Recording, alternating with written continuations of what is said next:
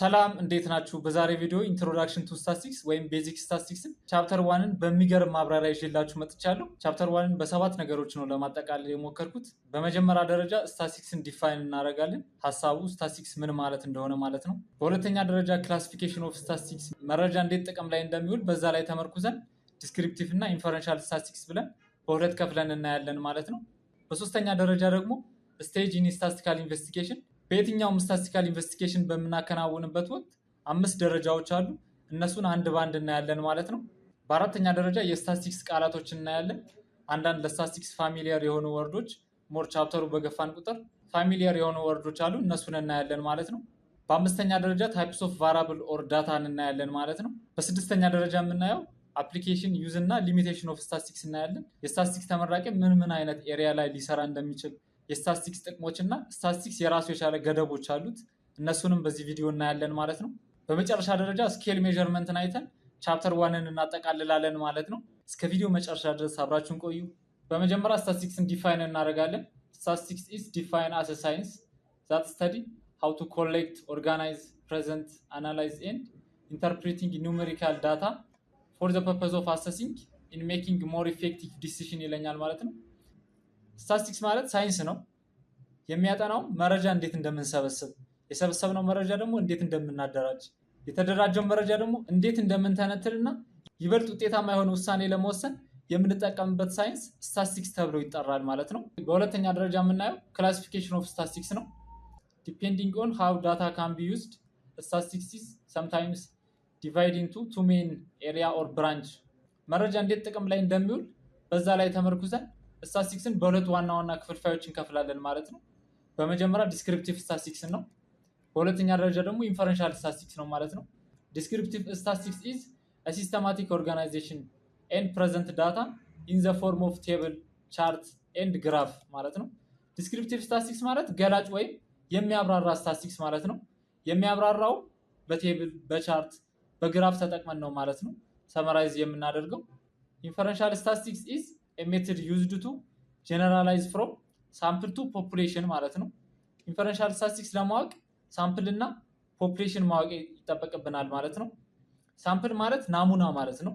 ናሙና የሚወሰደው ከምንድን ነው? ከፖፑሌሽን ማለት ነው። ስለዚህ ፖፑሌሽን ማለት ደግሞ ቶታላችን ነው ማለት ነው። ሳምፕል የወሰድንበት ቶታሉን ማለት ፖፑሌሽን እንላለን ማለት ነው። በምሳሌ ላስረዳችሁ።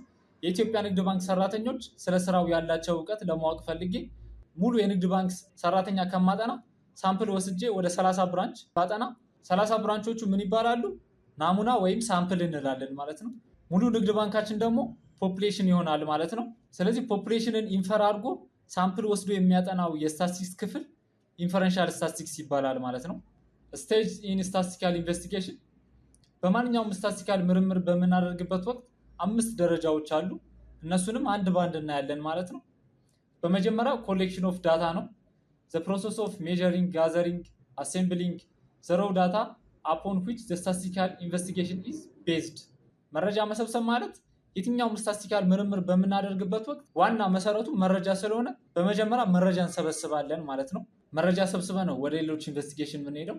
በሁለተኛ ደረጃ ኦርጋናይዜሽን ኦፍ ዳታ ነው። ሰመራይዜሽን ኦፍ ዳታ ኢን ሰም ሚኒንግፉል ዌይ። ኦርጋናይዜሽን ኦፍ ዳታ ማለት መረጃን ማደራጀት ማለት ነው። መረጃን ትርጉም ባለው መልኩ አደራጅቶ ማጠቃለል፣ በቴብል ሊሆን ይችላል፣ በቻርት ሊሆን ይችላል፣ በግራፍ ሊሆን ይችላል የምናደራጀው ማለት ነው። በሶስተኛ ደረጃ ደግሞ ፕሬዘንቴሽን ኦፍ ዳታ ነው።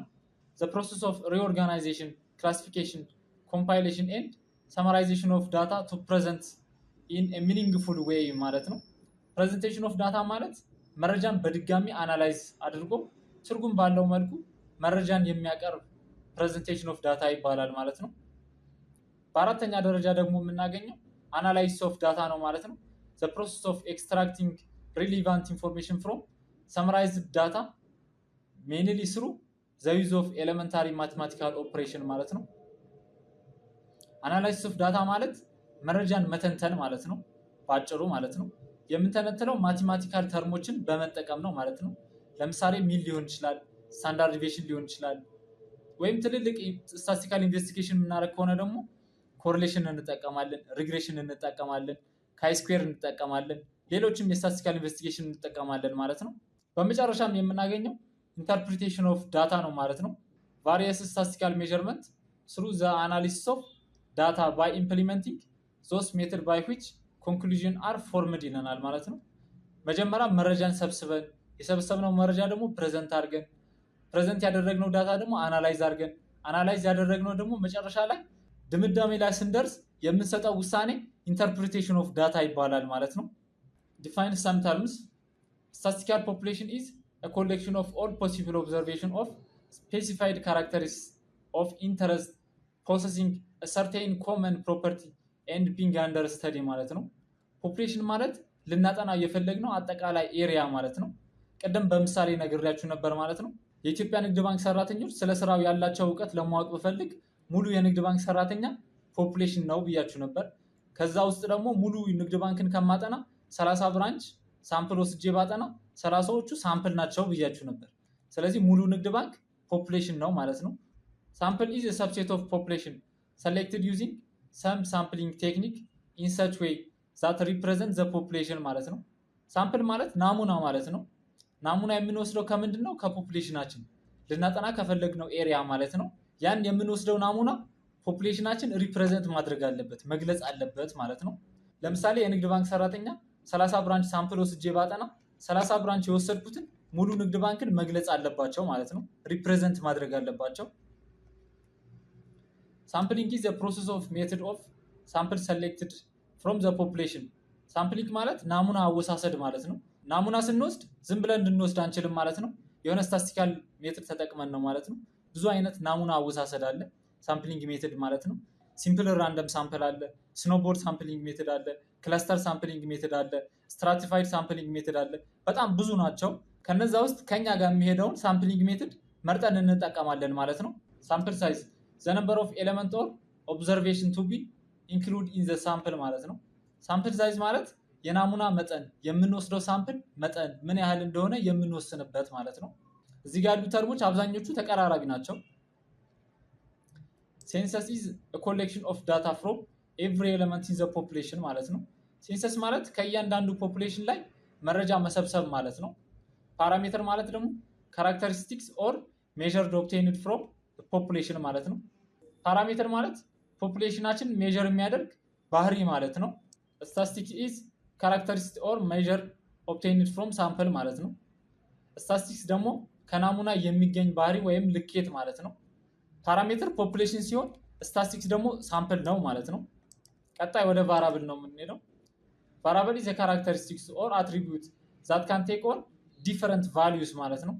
ቫራብል ማለት እኛ ልናጠና የፈለግነው አይተም ማለት ነው። እንደየሰው ተለዋዋጭ የሆነ ማለት ነው። ለምሳሌ ጾታን ብንወስድ የሆነ ሰው ወንድ ሊሆን ይችላል፣ የሆነ ሰው ደግሞ ሴት ልትሆን ትችላለች ማለት ነው።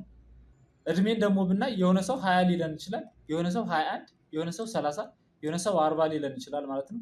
እንደየሰው ተለዋዋጭ የሆነ ነገር ቫራብል እንለዋለን ማለት ነው።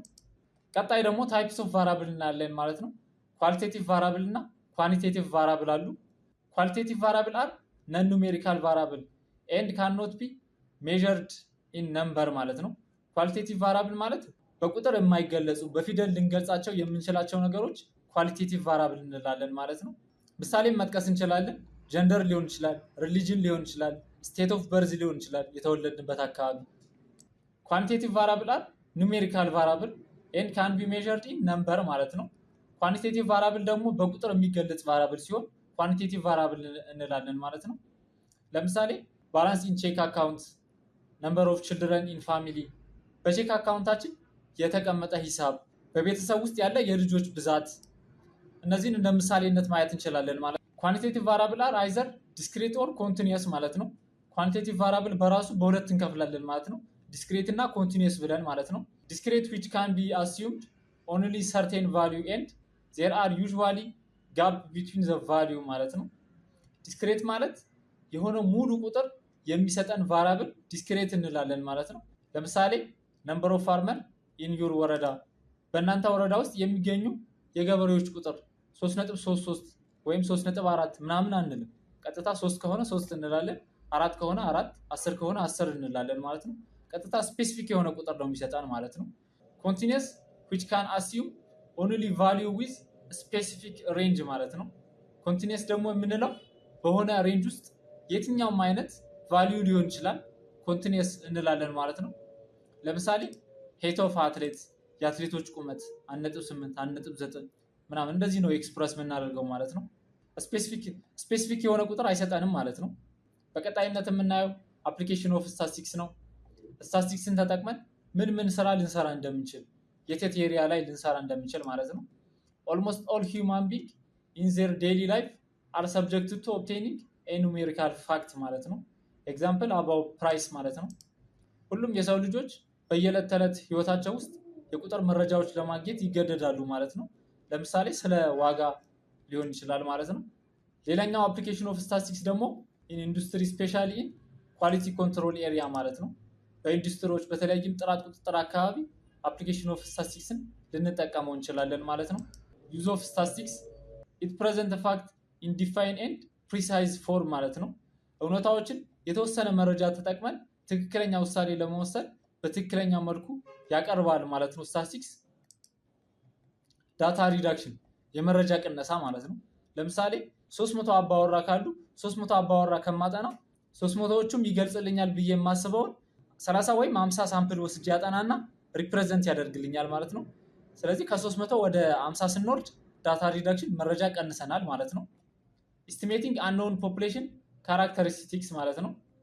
ለማጥናት ከባድ የሆኑ ቦታዎች ላይ ኢዱኬትድ የሆነ ገዝ ይሰጣል ማለት ነው። ስታቲስቲክስ ፎርካስቲንግ የፊውቸር ኢቨንት ከዚህ በፊት የነበረ መረጃ ተጠቅመንና አሁን ያለበት መረጃ ተጠቅመን ፎርካስት ያደርጋል ማለት ነው ስታቲስቲክስ። በቀጣይነት ሊሚቴሽን ኦፍ ስታቲስቲክስ ነው የምናየው። ስታቲስቲክስ የራሱ የቻለ ገደቦች አሉት። እነሱንም ደግሞ አንድ ላይ እናያለን ማለት ነው። ዴል ዊዝ ኦንሊ ኳንቲቴቲቭ ኢንፎርሜሽን ከቁጥር መረጃ ጋር ብቻ ነው የሚዛመደው ስታቲስቲክስ። ይሄ አንዱ ሊሚቴሽኑ ነው ማለት ነው። ዴል ዊዝ ኦንሊ አግሪጌት ኦፍ ፋክት ኤንድ ኖ ዊዝ ኢንዲቪጁዋል ዳታ አይተም ማለት ነው። ስታቲስቲክስ የእያንዳንዱ ሰው ዳታ አይተም አይነግረንም፣ ሁሉንም አንድ ላይ ነው ማለት ነው። ዘሆል ያለው ኢንፎርሜሽን ነው የሚነግረን ማለት ነው። ለምሳሌ የሆነ ድርጅት ውስጥ ኢኮኖሚካል ስታተሳቸውን ብናጠናና አጥንተን ያመጣነው ውጤት የእያንዳንዱ ሰው ኢኮኖሚካል ስታተስ አይነግረንም ማለት ነው። መሀል ላይ አንድ የሆነ ኢንፍሉዌንሻል የሆነ ኦብዘርቬሽን ሊኖር ይችላል። በጣም ከፍ ያለ ወይም ደግሞ በጣም ዝቅ ያለ ኢኮኖሚካል ስታተስ ሊኖር ይችላል ማለት ነው። ስለዚህ የእያንዳንዱ ሰው ዳታ አይነግረንም ማለት ነው ስታቲስቲክስ። ይሄ አንዱ ሊሚቴሽኑ ነው። ስታቲስቲካል ዳታ አር ኦንሊ አፕሮክሲሜትሊ ኤንድ ኖት ማቴማቲካሊ ኮሬክት ማለት ነው። ስታቲስቲካል መረጃ ኢዱኬትድ የሆነ ግምት ነው እንጂ ቀጥታ ማቴማቲካሊ ኤግዛክት የሆነ ቫሊዩን አይነግረንም ማለት ነው ስታቲስቲክስ። ይሄም እንደ አንድ ሊሚቴሽን ነው ማለት ነው። ቀጣይ የምናየው ስኬል ሜዥርመንት ነው። ፕሮፐር ኖሌጅ አባውት ዘ ኔቸር ኤንድ ታይፕስ ኦፍ ዳታ ቱ ቢ ዴልስ is essential in order to specify and apply the proper statistical method for the analysis and inference ማለት ነው። ስኬል ሜዥርመንት የሚለው የመረጃ አይነቶች እና ባህሪ በደንብ ማወቅ ያስፈልገናል ማለት ነው። ድምዳሜ ላይ ከመድረሳችን ወይም ውሳኔ ከመስጠታችን በፊት ማለት ነው። ሜዥርመንት ስኬል refers to a property of value assigned to data based on property of order, distance and fixed zero ማለት ነው። አሁን ሶስቱንም አንድ ባንድ እናያለን ማለት ነው። the property of order exists when an object that has more of the attributes than another object it given bigger number by the rule system ማለት ነው። ኦርደር የሚባለው ነገር የመጣው አንድ የሆነ ነገር ከተቀመጠለት ስታንዳርድ በላይ ከፍ ያለ ስታንዳርድ ሲመጣ ነው ማለት ነው። ለምሳሌ ጉድ ካልን ከዛ ከፍ ያለው ቬሪ ጉድ እንላለን ማለት ነው።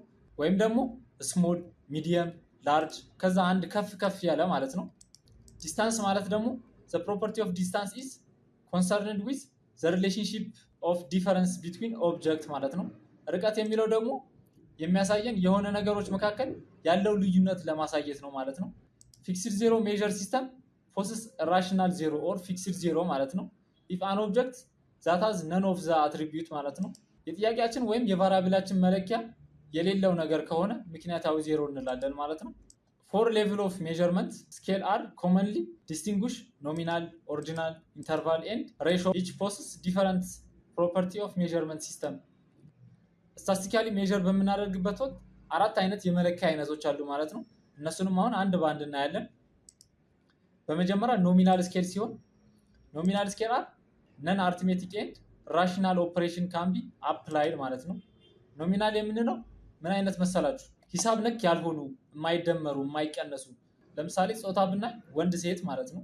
የጋብቻ ሁኔታ ደግሞ ያገባ ያላገባ አግብቶ የፈታ ምናምን እንላለን ማለት ነው። እንደዚህ አይነት ሜዠርመንቶችን ኖሚናል እንላለን ማለት ነው። ኦርዲናል ስኬል አር ሜዠርመንት ሲስተም ዛት ፖስስ ዘ ፕሮፐርቲ ኦፍ ኦርደር ማለት ነው። ኦርደር ማለት ደግሞ ቅደም ተከተል ማለት ነው። አንዱ ከአንዱ የሚበልጥ ከሆነ ሌላኛው ደግሞ በሌላኛው የሚበለጥ ከሆነ ኦርደር አለ ማለት ነው። ስለዚህ ኦርደር እንላለን ማለት ነው። በምሳሌ ብናይ የተማሪ ውጤት ኤ ቢ ሲ ዲ እና ኤፍ እንላለን ማለት ነው። ይሄ ኦርደር ነው።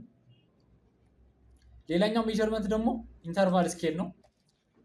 ኢንተርቫል ስኬል አር ቫራብል አር ዞስ ኳንቲቴቲቭ ቫራብል when the value of the variable is 0 which does not show absence of the characteristics ኢንተርቫል ስኬል ደግሞ ኳንቲቴቲቭ ቫራብል ሲሆን ማለት ነው። ከዚህ በፊት ያየናቸው ኖሚናል እና ኦርዲናል ኳሊቴቲቭ ቫራብል ናቸው፣ ኳንቲቴቲቭ አይደሉም። ኢንተርቫል እና ሬሽዮ ስኬል ናቸው ኳንቲቴቲቭ ቫራብል ማለት ነው።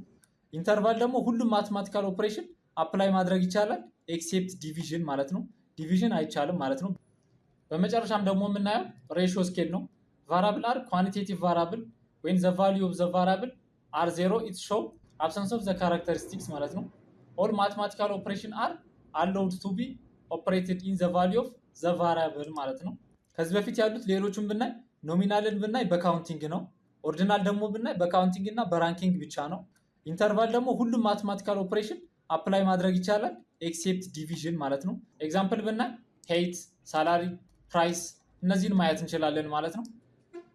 እንግዲህ ኢንትሮዳክሽን ቱ ስታቲስቲክስ ቻፕተር 1 በዚህ አጠቃለልን። እስካሁን ባሳያችሁ ያልተመቻችሁ ወይም በዚህ ጉዳይ ላይ ሰፊ ማብራሪያ እንፈልጋለን ጥያቄ ካላችሁ ኮመንት ሴክሽን ላይ አስቀምጡልኝ። ለሁላችሁም በፍጥነት የምመልስ ነው የሚሆነው።